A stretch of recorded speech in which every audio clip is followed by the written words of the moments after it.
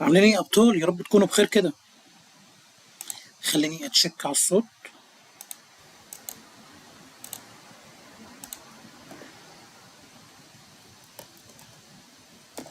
جميل.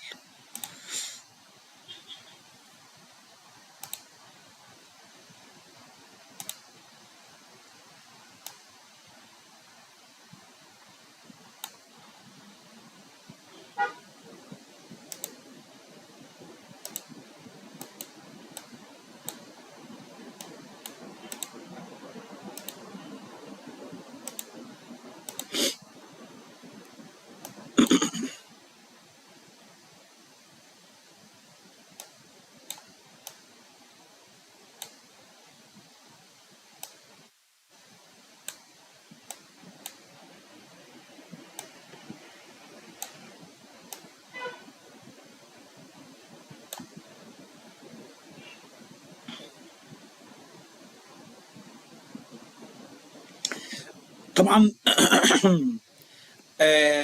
في اللايف بتاع النهارده انا هتكلم عن السيوله، عن حركه الماركت، ازاي الماركت بيتحرك، ليه الماركت بيتحرك، وبناء على ايه. طبعا هيشمل في الموضوع ده ان انا هتكلم عن الديلي بايز، وبالتالي لو طلعت على الديلي تايم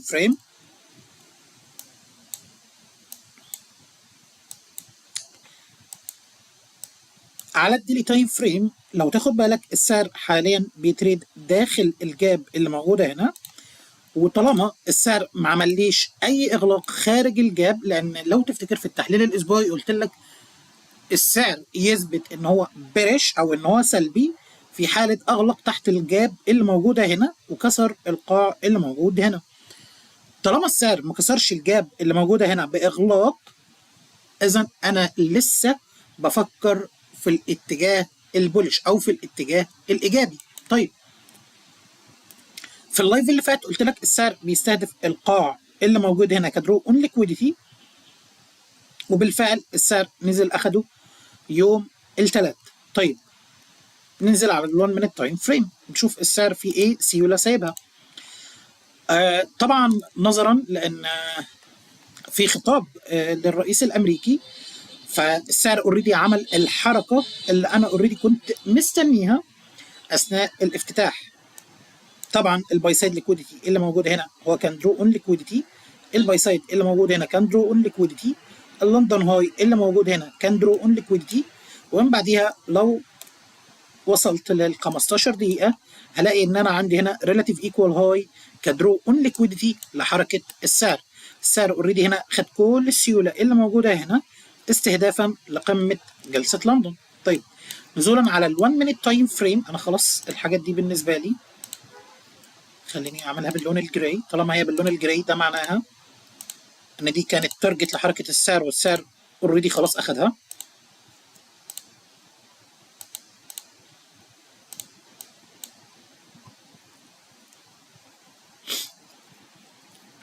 طبعا فاضل 7 دقايق على الافتتاح بتاع السوق الامريكي.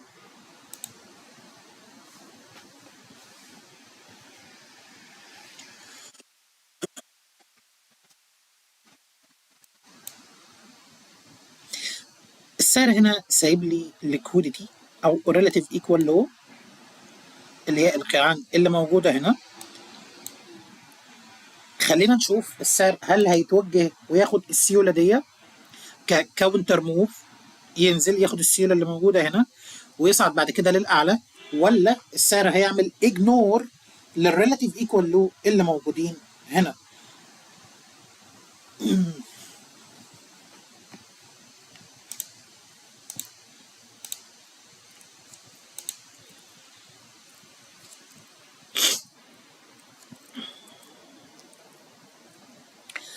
البرايس اكشن طبعا انا متوقع ان هو يكون صعب، خصوصا الاسبوع ده، لان الاسابيع اللي بيبقى فيها اخبار مهمه زي السي بي اي او البي بي اي او الاف او ام سي او الان اف بي، وكل الاخبار دي بيكون ليها فاكتور وبيكون ليها تاثير على حركه الاسواق. وبالتالي الاسبوع ده بالتحديد انا مش بحاول افرض وجهة نظري على السوق، مش بحاول اتبنى فكره ان انا يكون عندي بايس ثابت. بالعكس، الفكره ان انا ابقى فولاتايل في الايام اللي اصلا بيكون فيها التداول صعب. ليه؟ لان الايام الايام اللي بتكون زي كده صعب ان انت تفرض وجهه نظر ثابته على السعر. ليه صعب؟ لان لو انا هتكلم من حيث الليكويديتي، اوكي، السعر هنا سيب لي ريلاتيف ايكوال لو. طيب، ومن حيث السيوله اللي موجوده هنا، خليني ارجع لل 15 دقيقه، سايب لي ريلاتيف ايكوال هاي. اذا انا حاليا لو تاخد بالك انا في الرينج ما بين القمه اللي موجوده هنا للقاع اللي موجود هنا. وبالتالي لما بيكون عندي حاله زي كده انا مش بتبنى فكره ان البايس بتاعي لازم يكون صحيح، خصوصا لو انا عندي قاع. خليني افهمكم اكتر. لو انا جيت بالفيبوناتشي بتاعي قست القمه اللي موجوده هنا لحد القاع اللي موجود هنا، هلاقي نفسي ان انا عند 50%. خليني اعمل لكم بولد. عند ال 50% من الرينج بتاع الحركه دي بالكامل.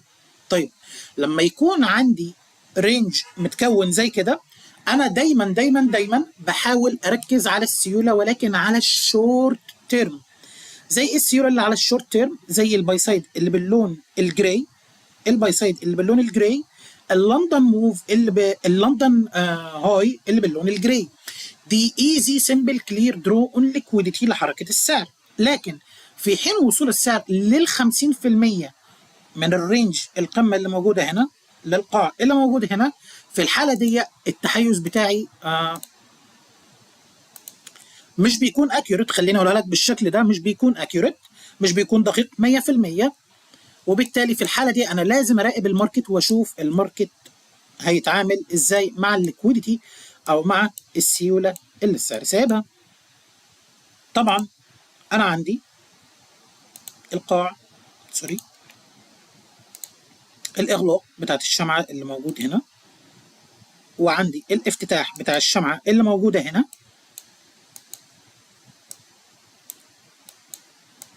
الديفرنس ما بين الاغلاق بتاع الشمعه اللي موجوده هنا، الافتتاح بتاع الشمعه اللي موجوده هنا، هو ده اوريدي توتالي عباره عن نيو ويك اوبننج جاب. فخلينا نفكر بالشكل المثالي بناء على الديلي والويكلي بايز. لو انا فعلا السعر هيكمل في الحركه البولش، فالنيو ويك اوبننج جاب دي المفروض هتكون درو اون ليكويديتي لحركه السعر، وهي الديفرنس ما بين اغلاق الشمعه اللي موجوده هنا لافتتاح الشمعه اللي موجود هنا. دي الحالات اللي انا بكون واخدها في الاعتبار في حاله ان انا ما عنديش تحيز فعلا كلير. لان زي ما انت فاهم انا ما ينفعش ادخل الماركت وانا عندي تحيز نص نص، لان انا لو دخلت بتحيز نص نص فده يندرج تحت قسم ان انا كده بخمن. واحنا هنا في الاسواق احنا هنا مش بنخمن، الحركه هنا في الماركت مش عشوائيه، الحركه توتالي كنترول. وبالتالي في الحالات اللي انا بكون فيها مش شايف فعلا الماركت كلير، اذا انا مش بعمل حاجه غير ان انا استنى. وبالمناسبه النهارده هنزل لكم فيديو الساعه 9 تقريبا، الساعه 9 بتوقيت مصر، تطبيق عملي على التحيز اليومي، تطبيق عملي على السيوله، على تريد كنت واخدها لايف. لان اتوقع ان اسهل شيء ان انا انقل لك بيه الاكسبيرينس او انقل لك بيها الخبره، وان انت تبتدي تثق او تبني ثقه في حركه الماركت، هي فكره ان انت تشوف الكلام اللي انا بشرحه لك ده اوريدي بيتطبق قدامك لايف على الماركت، ومنها انت بتحقق اكبر قدر من الاستفاده.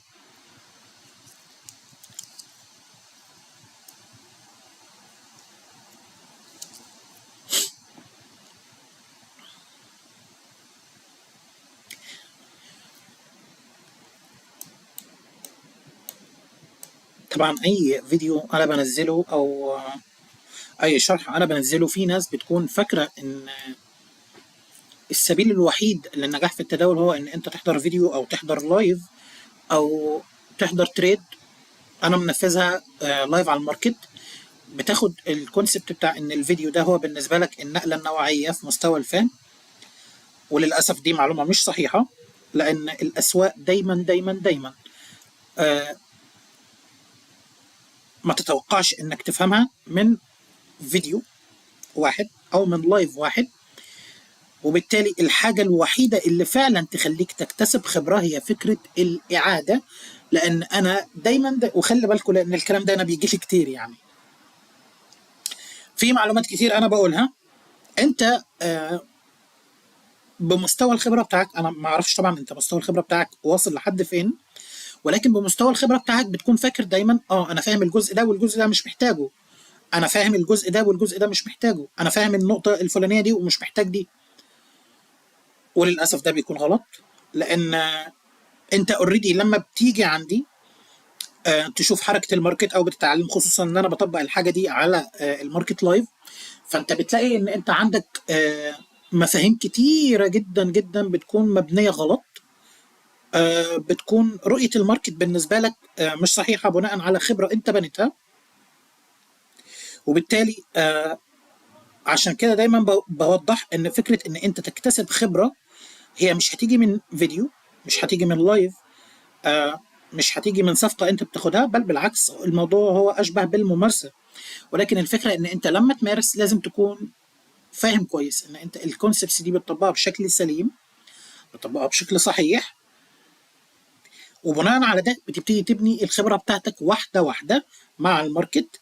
ويمكن هو ده الاختلاف اللي انا دايما دايما دايما بحاول ابنيه لك واوضحه لك. انا هنا ولا عمري وعدت حد بارباح، ولا وعدت حد ان هو هيبقى ثري من ورا التداول او يعمل ارقام مهوله. ولكن الوعد اللي انا وعدته لك هو فعلا ان انت تفهم الماركت بشكل مختلف تماما عن اللي انت كنت شايف بيه الماركت. لاحظ الفرق هنا.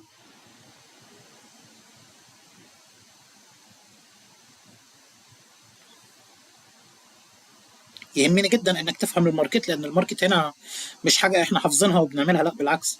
الماركت ده دايما دايما دايما بيجي من فكره بناء الثقه. وانت عمرك ما هتبني ثقه في شيء انت مش فاهمه، عمرك ما هتبني ثقه في شيء انت مش عارفه، عمرك ما هتبني ثقه في شيء توكسيك. لان في ناس بتتعامل مع الماركت بمبدا التوكسيسيتي او السميه، لان الماركت بالنسبه لهم لما بيتعرضوا للخسائر مره ورا مره، سيشن ورا سيشن، يوم ورا يوم، بيبتدوا يفقدوا الثقه في نفسهم. لذلك هو الهدف الواضح والكلير والاسمى بالنسبه لي هو ان انا اخليك تبني ثقه فعلا في حركه الماركت. خليني بس اوضح الريسك ديسكليمر في البدايه. او احنا عدينا من البدايه بكتير. طبعا انا هنا مش بديك اي نصيحه بالبيع، مش بديك اي نصيحه بالشراء. كل اللي انا بعمله هنا هو ان انا بقدم لك الماركت في الصوره الكلير، في الصوره البيور على اللايف ماركت، لان في ناس كتير بتواجه مشكله في التطبيق على اللايف ماركت. وبالتالي ما تحاولش ابدا انك تعمل لي كوبي، لانك لو انت عملت لي كوبي في اي شيء انا بقدمه لك هنا فانت حسابك معرض للخطر. متفقين؟ متفقين. طبعا خلاص اوريدي الماركت افتتح لي 3 دقائق.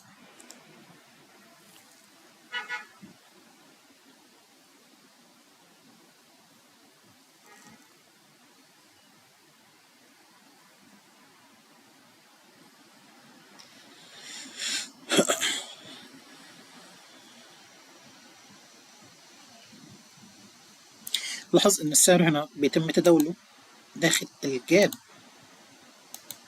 اللي موجوده هنا.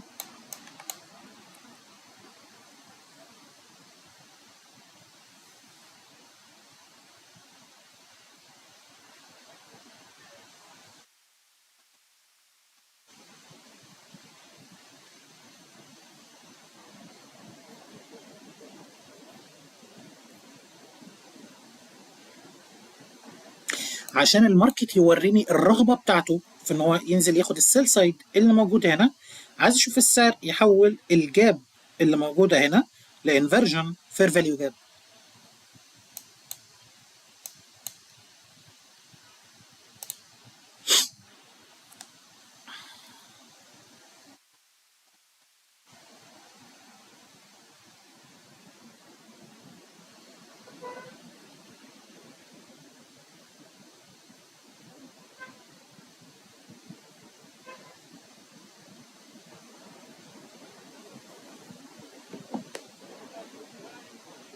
النهارده ما عنديش اي خليني اقولها لك بالشكل ده. النهارده انا ما عنديش اي توقعات لحركه الماركت. الماركت بالنسبه لي النهارده مش سهل، لان الحركه اللي انا اوريدي كنت مستنيها وهي الحركه للاعلى، هي يعني ان السعر يستهدف الباي سايد ده والباي سايد ده والباي سايد ده، هي اوريدي الماركت عملها بالفعل. وبالتالي انا حاليا ما عنديش اي اكسبكتيشن للحركه بتاعت الماركت، وبالتالي انا هنا بعتمد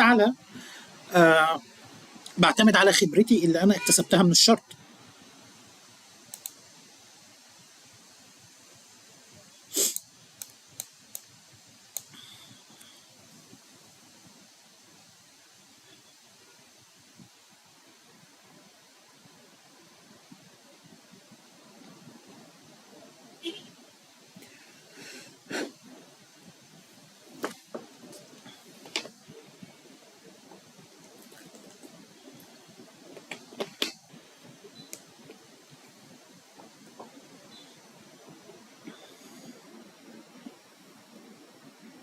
وبالتالي طبعا ممكن نشوف النهارده الماركت ماشي في هاي ريزيستنس ليكويديتي رن.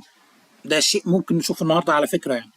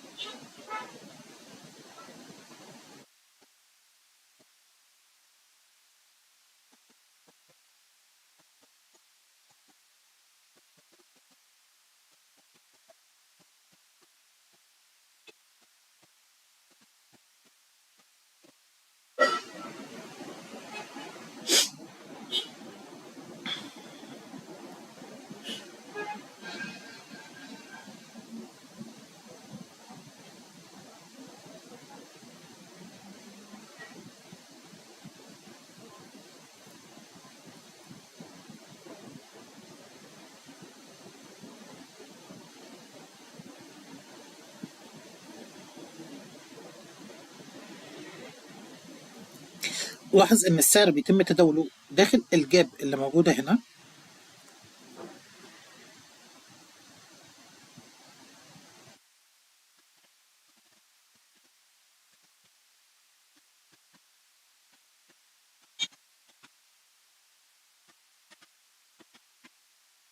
لو السعر حافظ على الإغلاقات فوق ال 50% من الجاب اللي موجودة هنا، الهاي اللي موجود هنا هيكون سسبكتد لحركة السعر.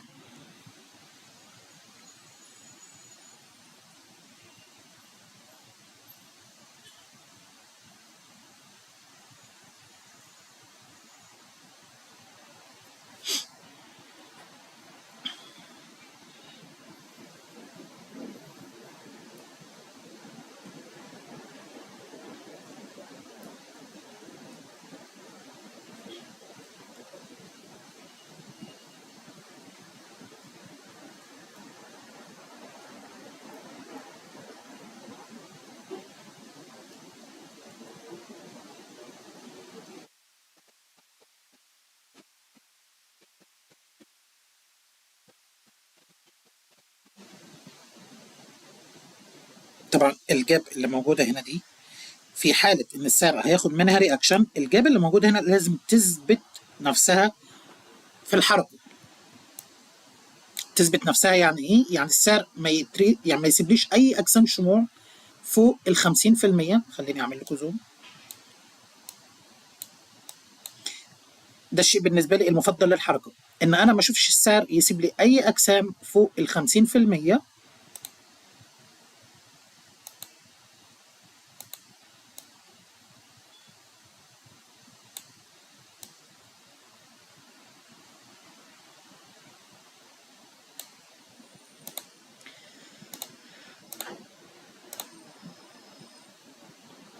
خليني أغير اللون واضح. أوكي. لو السعر ما سابليش أي أجسام داخل أو فوق ال 50%، فده بالنسبة لي عبارة عن انديكيشن عن الويكنس أو عن الضعف.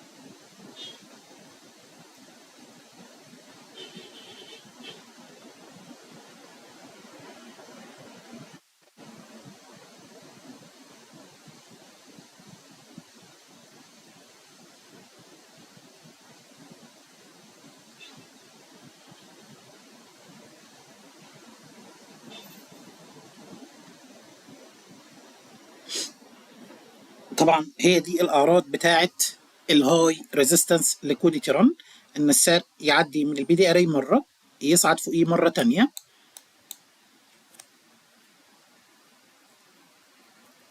عشان كده النهارده في بداية اللايف قلت لك خلي بالك، النهارده أنا بالنسبة لي ما عنديش أي اكسبكتيشن لحركة السعر، لأن في الأساس الحركة الصاعدة اللي حصلت هنا دي كانت استهدافات الاوبننج رينج او استهدافات افتتاح جلسه نيويورك. وبالتالي في الايام اللي زي كده لازم اكون حذر جدا جدا،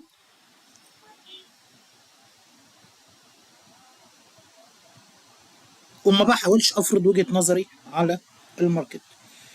انا عايز اتاكد من حاجه.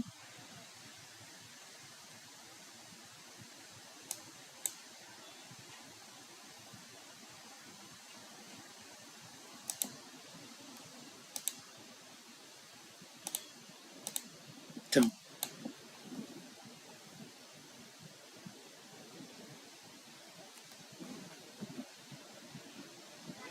طبعا هي دي الايام اللي انت بتكون معرض فيها للخساره. دي من ضمن الايام اللي انت بتكون معرض فيها، لان انت خلاص هتتجنن. مش عارف السعر صاعد ولا هابط. لذلك لو تفتكر في بداية اللايف قلت لك ان النهارده من ضمن الايام رقم واحد ان هي مايله ان هي تكون هاي ريزيستنس ليكويديتي ران. رقم اتنين الايام اللي زي كده في الغالب التحيز بتاعها ما بيكونش كلير.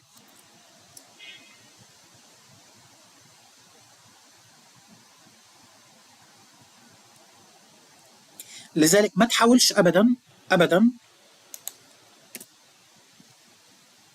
انك تشد حيلك في الايام دي، لان دي من ضمن الايام اللي انت هتبقى هتتجنن فيها.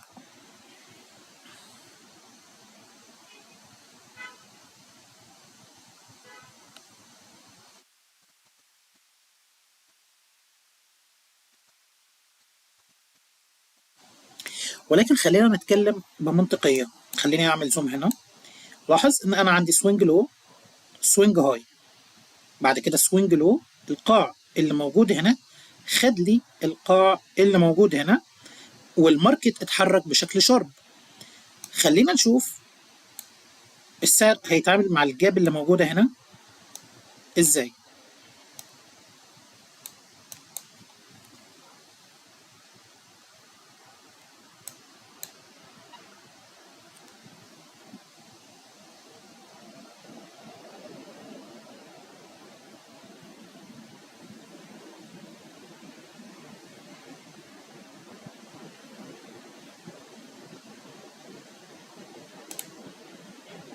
طبعا انا بحاول اتخيل ان انت لسه طالب جديد بتدرس الحركه وموجود في الماركت كونديشن ده وبتحاول تتريد الكونديشن ده.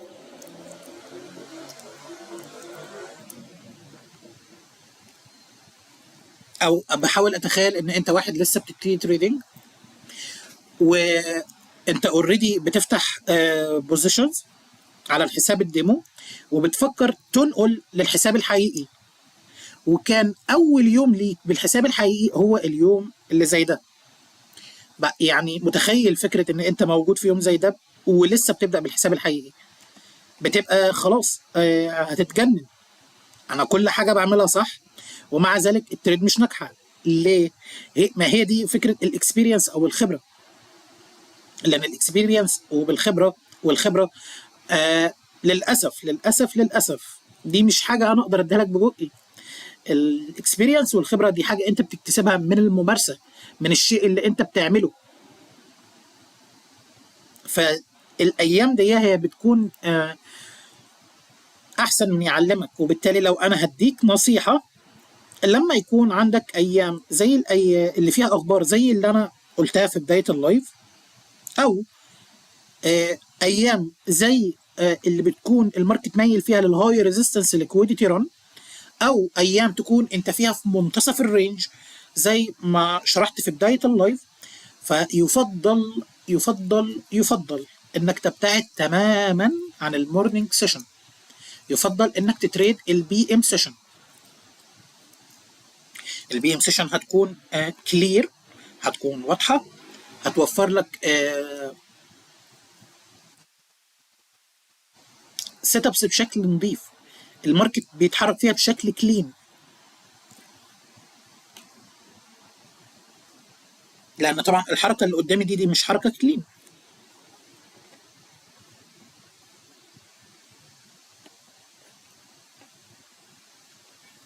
وهي دي الايام اللي بتخليني افلتر امتى انا بتريد، ازاي اتريد، ليه اتريد. طبعا يعني الكونسبت المهم اللي انا بالنسبه لي لازم بس اعيده لك. انا هنا في نص الرينج ما بين القمه للقاع اللي موجود هنا، ده ال 50% من الرينج. خليني اشيل الحاجه دي وهرجعها مره تانية. لاحظ ان انا هنا في 50% من الرينج ما بين القمه اللي موجوده هنا للقاع اللي موجود هنا. لذلك طول ما انا عند منتصف الرينج ما بحاولش دايما ان انا افرض وجهه نظري على الماركت ولا افرض التحيز بتاعي على الماركت، لان في الغالب دي الاعراض اللي بتكون موجوده في الماركت. ان الماركت دايما يتريد، يعمل سوينج هاي سوينج لو، ينزل ياخد السوينج لو، يعمل قمة، ينزل ياخد القاع السابق، يصعد يعمل قمة، ياخد القمة السابقة، وهكذا. طبعا البروفايل ده اسمه انا شرحته قبل كده، اسمه السيك اند ديستروي ديلي بروفايل. في الغالب ده بيبقى على المورنينج سيشن او في افتتاح جلسة نيويورك، اللي هي بتكون من الساعة 9:30 للساعة 11.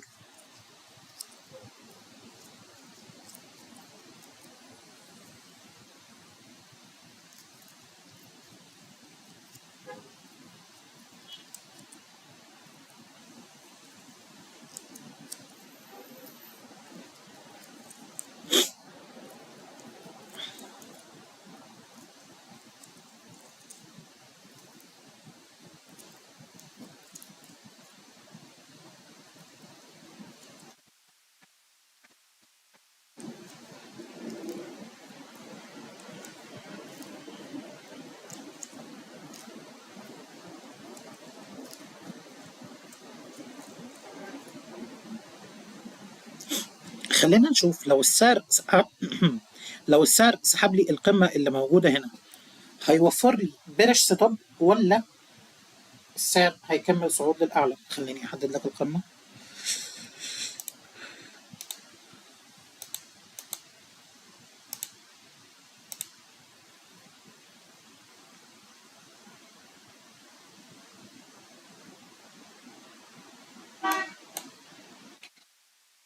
عامل الليتنسي على الترا لو ليتنسي، او اقل تاخير في الصوت. مش عارف انا الصوت بيوصل لكم ازاي بصراحه، هل الصوت بيوصل لكم متاخر ولا الصوره بتوصل فعلا بدري؟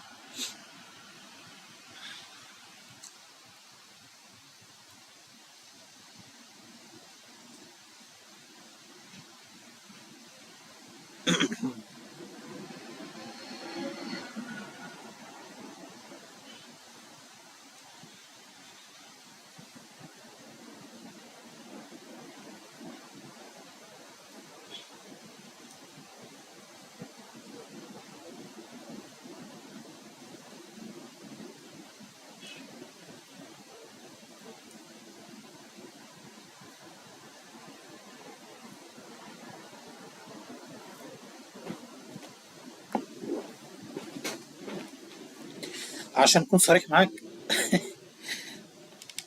مفيش اي حاجه على الماركت النهارده بالتحديد انا ليا انترست عليها.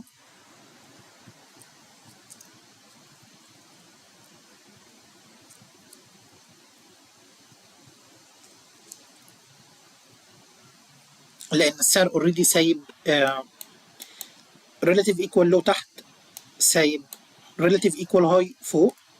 فانا حاليا في منتصف الرينج ما بين القاع للقمه. لذلك دي من ضمن الايام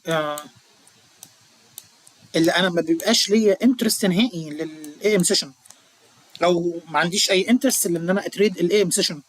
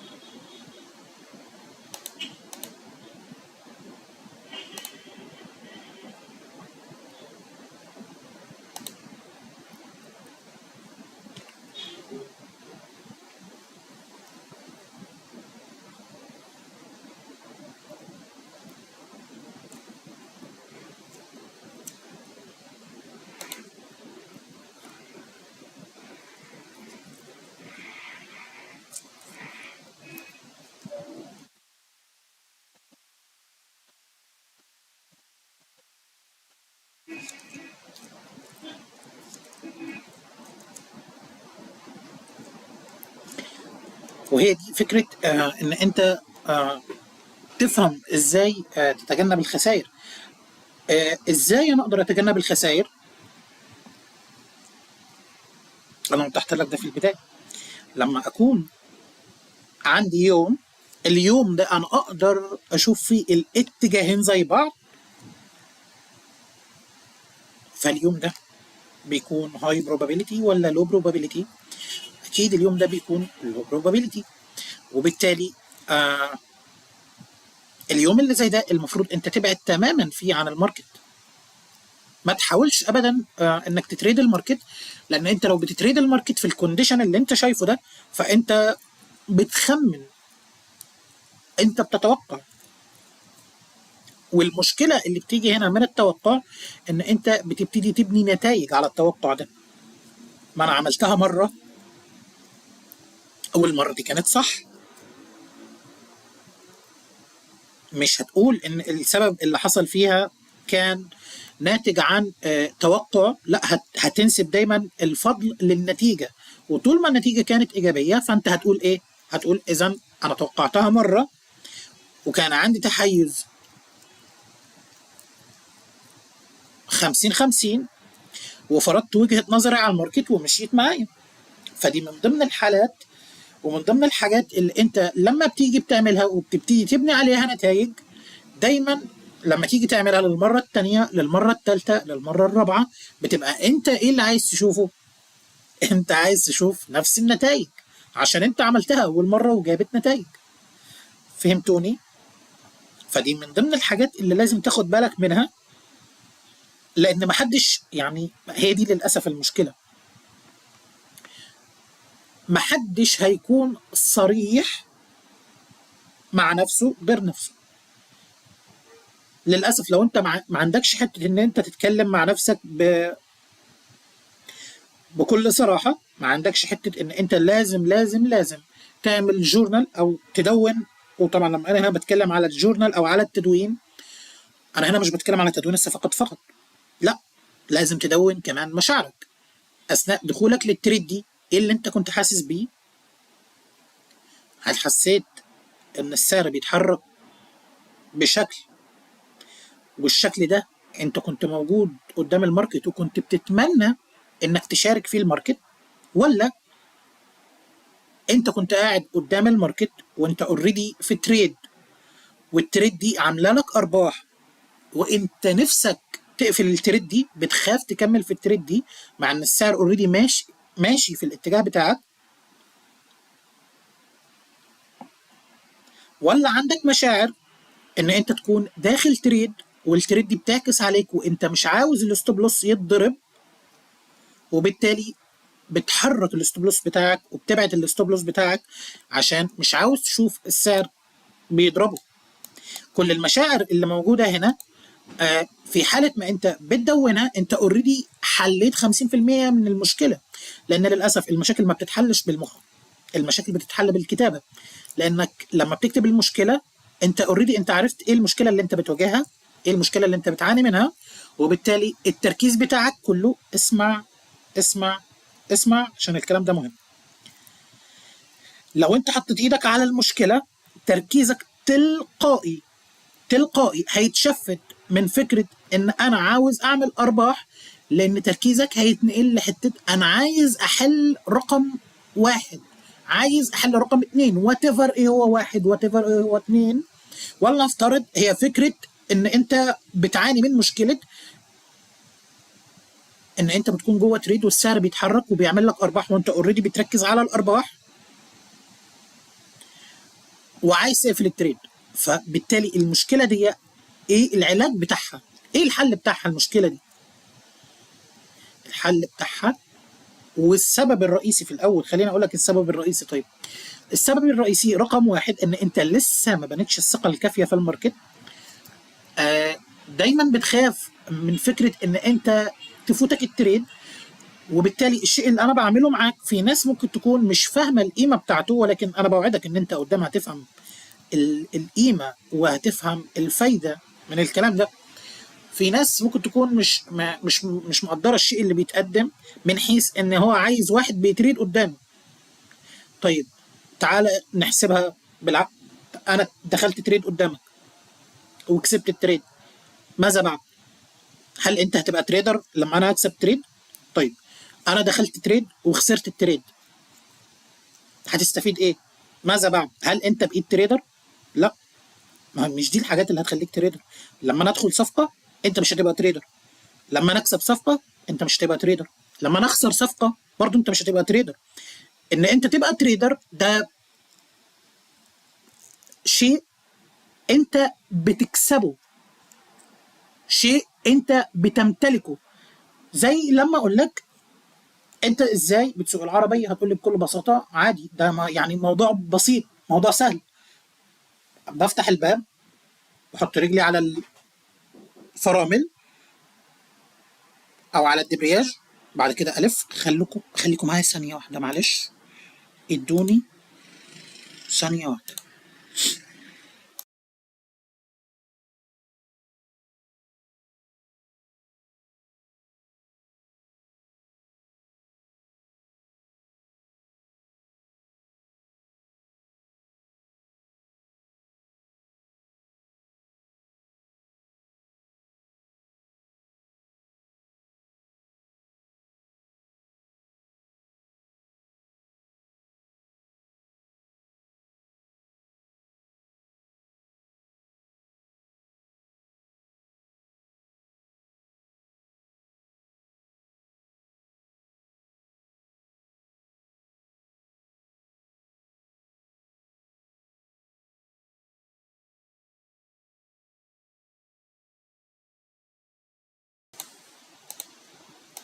I am sorry. I am sorry، معلش الباب كان بيخبط.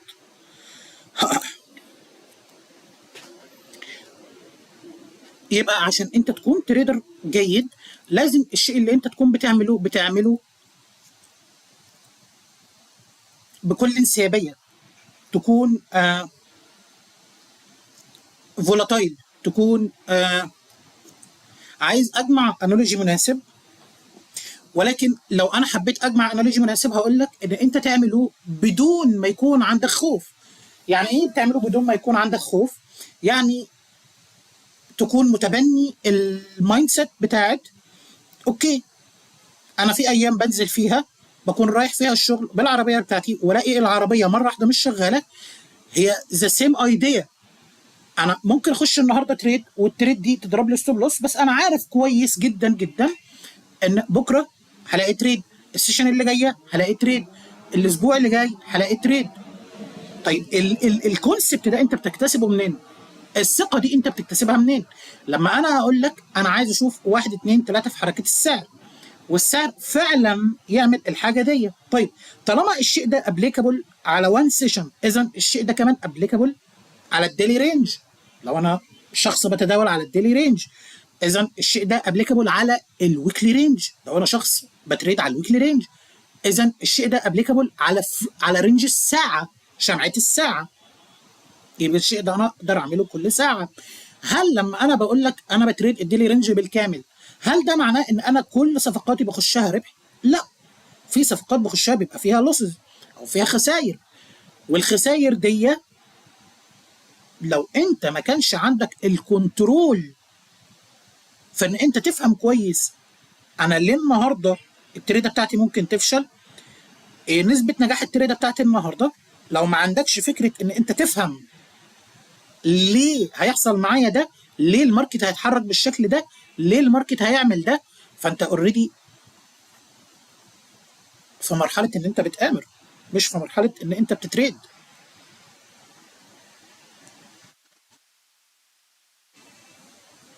لذلك انا يهمني جدا جدا فكره انك تبني ثقه في حركه الماركت.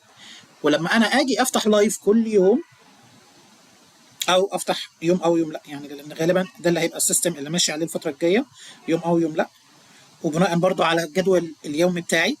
ولكن الفكره كلها ان انت لما انا بوريك فكره ان انت بتاخد حركه معينه في السعر، او بتشوف حركه معينه في السعر والحركه دي اوريدي بتتكرر. طبعا الحركه دي اوريدي بتتكرر كل سيشن، كل يوم، كل اسبوع، ومش بتنتهي. فمن هنا انت هتبتدي تكتسب الثقه، هتكتسب الخبره، ان انت فعلا اوريدي بقيت قادر انك تشوف الحركه دي بتحصل كل يوم، قادر انك تشوف الحركه دي بتتكرر كل سيشن، وبالتالي ده يلي بالتبعيه الثقه في حركه الماركت. يعني ايه الثقه في حركه الماركت؟ يعني انا لو ما شفتش الشيء اللي انا عايز اشوفه في الماركت، اذا الماركت بذات نفسه بيقول لي انا ما فيش، انت النهارده ما عندكش تريد باي ديفينيشن. لو ان انا النهارده كنت هدخل لونج على الناسداك، كان اجباري على الماركت ان هو يسحب لي السيل سايد اللي موجود هنا. في حاله ان السعر سحب لي السيل سايد اللي موجود هنا، انا كنت اقدر استفيد من الرن او البرايس رن دي كلها. جميل. هل الماركت عمل ده؟ لا، الماركت ما عملش ده. هل انا هقعد اخمن حركه الماركت؟ لا، انا قلت لك بكل بساطه انا في 50% في الرينج ما بين القمه للقاع. حاليا انا مستني اشوف حاجه معينه من حركه السعر. للمعلومه، الحركه الوحيده اللي انا كنت ممكن اعمل فيها انجيج او اشارك فيها على الماركت هي الجاب اللي موجوده هنا. هي دي الوحيده الفاليد انتري واللي ما وصلهاش الماركت. ولكن هل الماركت وفر لي موديل اوف انتري تاني؟ طبعا. خليني اعمل لك زوم. ده ايه ده؟ ده سوينج لو. طب ليه ده سوينج لو؟ لان انا عندي قاع اقل، قاع اعلى، قمه اعلى، قمه اقل. القمه اللي موجوده هنا هي نزلت اوريدي، خدت القاع اللي موجود هنا، ومن بعديها السعر صعد بقوه للاعلى. اذا الثلاث شموع اللي موجودين هنا دول اوريدي في الاساس بريكر. وانس ان السعر اغلق فوق البريكر، السعر تفاعل معاه مره، الثانيه، والسعر صعد بقوه للاعلى لكود القمه اللي موجوده هنا. هل انا بقى اقعد اقول ليه انا ما دخلتش التريده دي وليه ما لحقتش الجاريه دي كلها؟ لا، لان هي دي الفكره بتاعت ان انت يكون ليك رول، ليك قواعد، ليك بيزكس انت بتستناها من الماركت. الماركت لو عملها انا عندي تريد، الماركت لو ما عملهاش انا ما عنديش تريد. الموضوع ايزي سيمبل كلير، ما فيهوش اي لخبطه. ما تحاولش ابدا تفرض وجهه نظرك على الماركت، ما تحاولش تفرض رايك على الماركت، فقط اتعامل بالمعلومات اللي الماركت اوريدي بيوفرها لك. هل الماركت توفر لك منها تريد؟ اوكي، بتخش التريد، بتراعي الريسك مانجمنت وبتتوكل على الله. لو الماركت ما وفرلكش تريد بناء على الموديل اوف انتري اللي انت بتستخدمه، خلاص شوف البي ام سيشن، شوف البري ماركت سيشن، شوف الايجنت سيشن، شوف اللندن سيشن، شوف الماركت اون كلوز سيشن. كل دي سيشنز تقدر تبص عليها بدلا من ان انت تقيم نفسك في حته او تحط نفسك في حته انا ليه ما استخدمتش الموديل اوف انتري ده. اتمنى الموضوع يكون كلير، اتمنى الموضوع كمان يكون بسيط، واتمنى اكون قدمت لكم معلومه مفيده النهارده.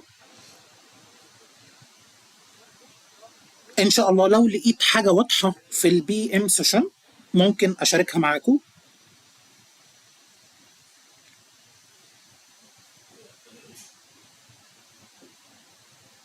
جميل. وبكده انا انتهيت من اللايف بتاع النهارده.